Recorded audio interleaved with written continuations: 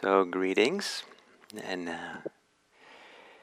so here we are for the second day of the 7 factors of awakening, and I'm very focused on how these 7 factors of awakening are part of our apparatus of paying attention, of listening deeply to the world, being a deep witness to what's happening in the world.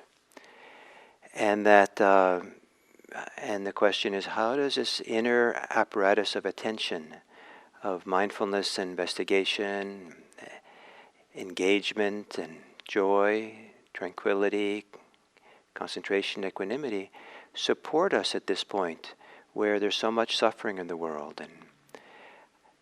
And as we go into this day of sitting here together, perhaps we can dedicate it to a greater, dedicated to the family of George Floyd, and to dedicate our ability to step forward and use our mindfulness practice to be a deep witness, a deep engagement with the suffering of this world.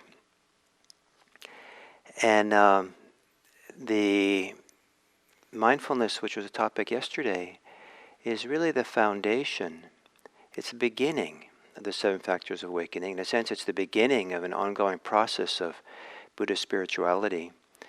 And it lays the foundation for what comes.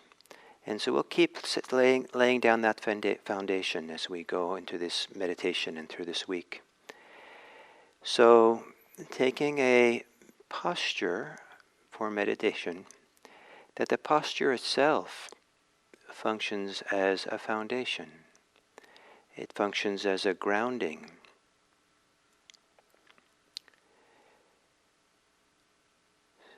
Maybe the posture even functions as a kind of ballast, stability. The classic meditation posture is one with a wide base of the legs crossed, folded in front of us. And to feel that connection to the ground, to the earth that we all share. We all share walking on this earth, sitting on this earth, held by the earth. And then to bring the attention up from the ground, upward, through the spine, through the torso, feeling the weight of the body, the substance of the body, whatever sense of solidity, the earthiness of the body.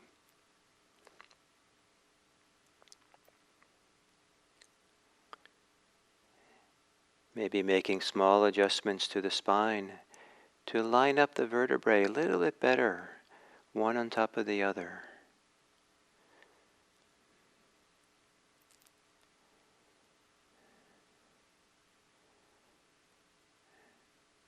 And then to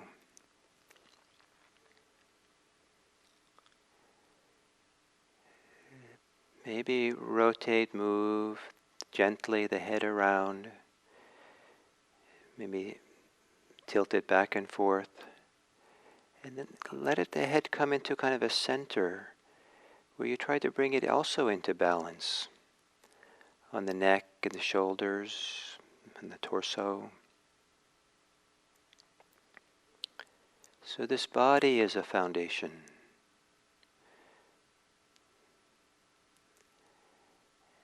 And then within this body, as part of your bodily experience, as a different form of foundation, is the breathing. To take a few long, slow, deep breaths.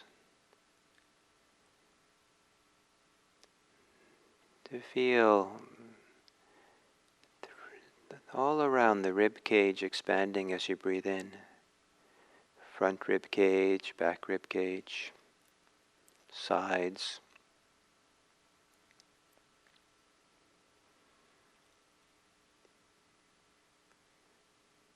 Taking a few long, deep breaths so that you can have a gentle and long exhale.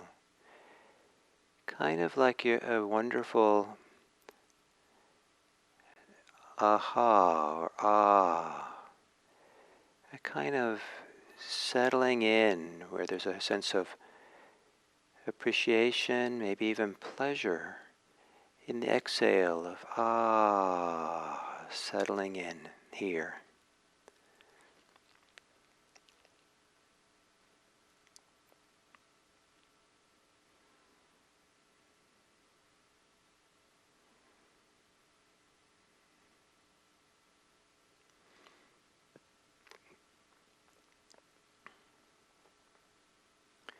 And letting your breathing return to normal.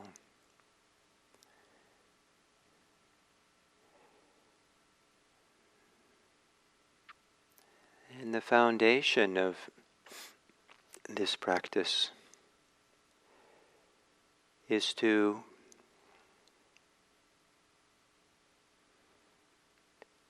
open to our natural capacities for attention.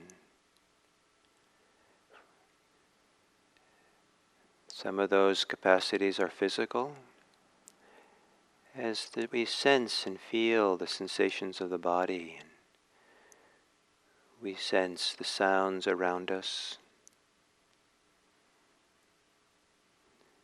Feel the temperature of the body.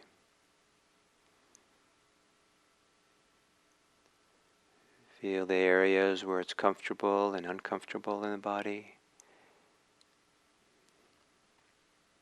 Sensing and feeling the movements of the body breathing.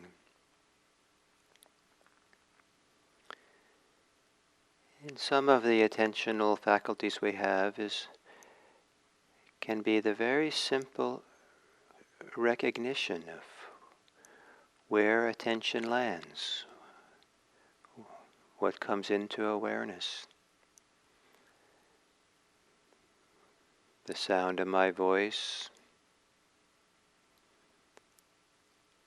the sensations of breathing, the experience of being in a body,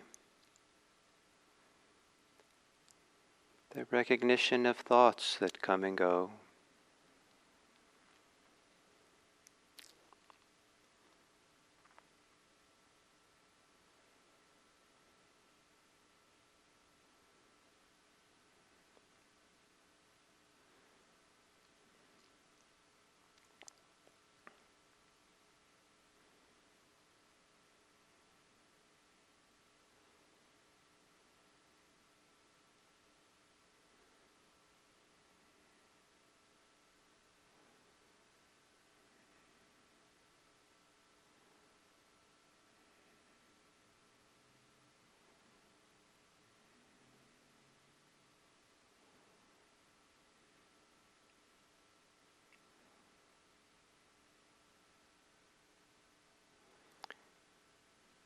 And part of our attentional capacity is to very simply observe what's happening,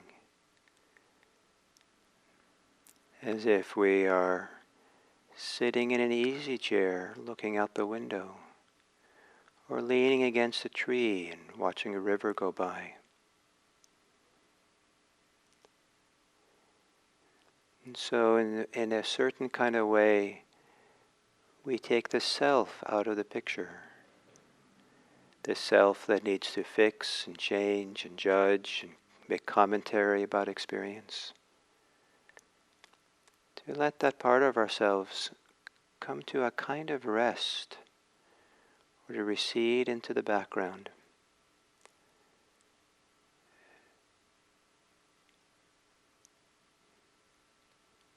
To allow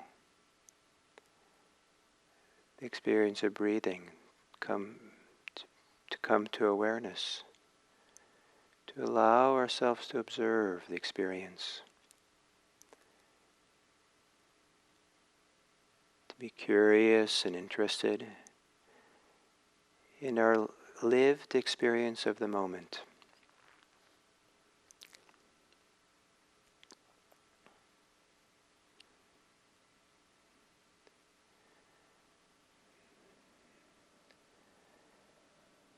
be able to respond well to life. It helps to be present, open, receptive to the life experience that's flowing through us moment by moment. Here, now.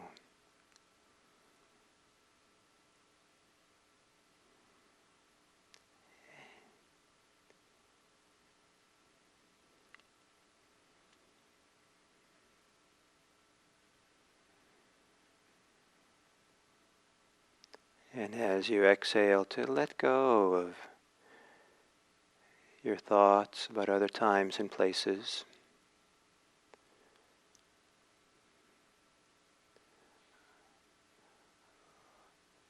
Or as you exhale, let your thinking recede to the periphery, to the background, so that your interest is with the breathing, not with your thoughts.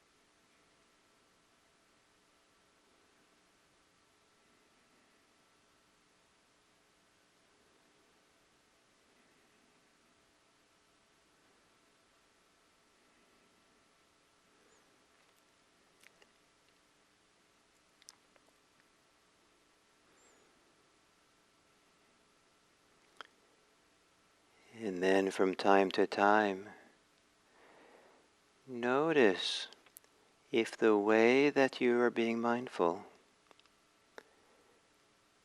if it's pleasant or unpleasant. And if how you're being mindful feels unpleasant or a little bit off,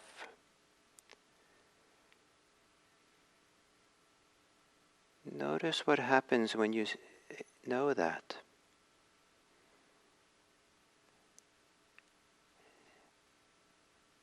See how simple you can be with that recognition. Nothing wrong, nothing bad. Just notice. And notice what happens in the wake of that mindfulness.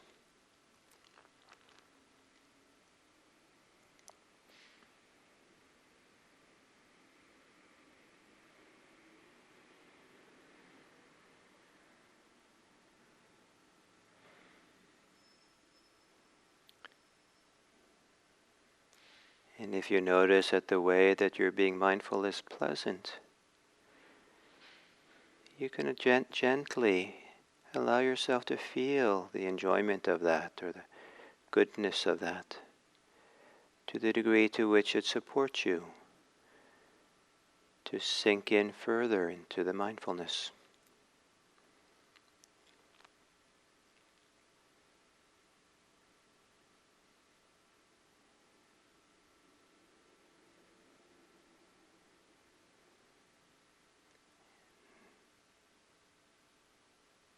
And if being mindful has some quality of unpleasantness,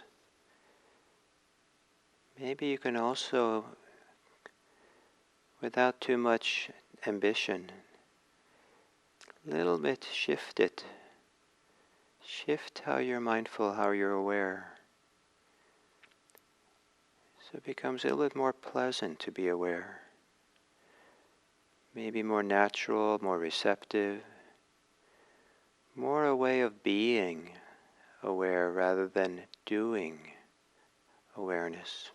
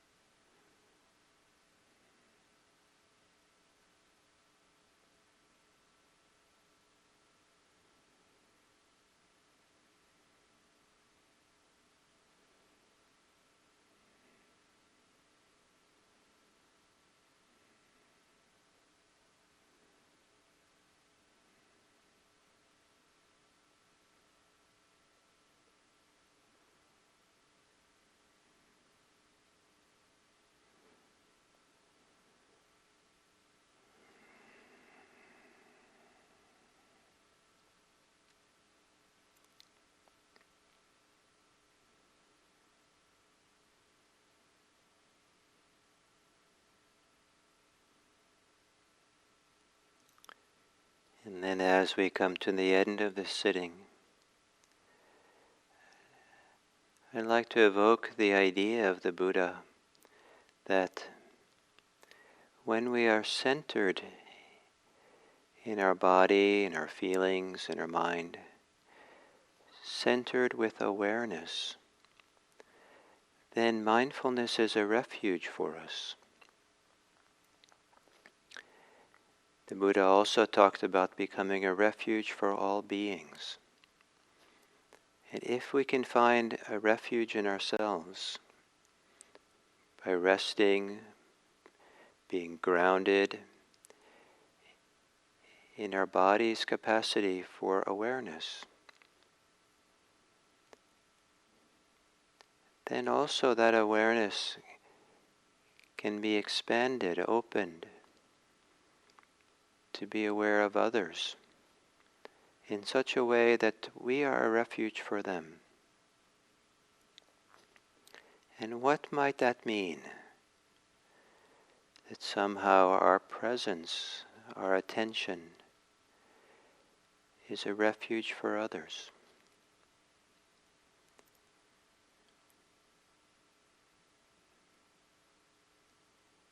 How is it that we could take this practice that we do and actively consider how we can come from it, out of it,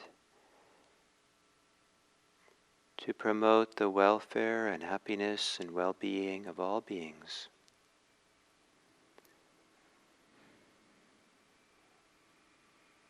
How is it that the refuge of mindfulness can be the vehicle to express our heartfelt desire that all beings be safe, that all beings be free of oppression, that all beings be healthy and that all beings may really be happy. May it be that we contribute to the happiness of this world.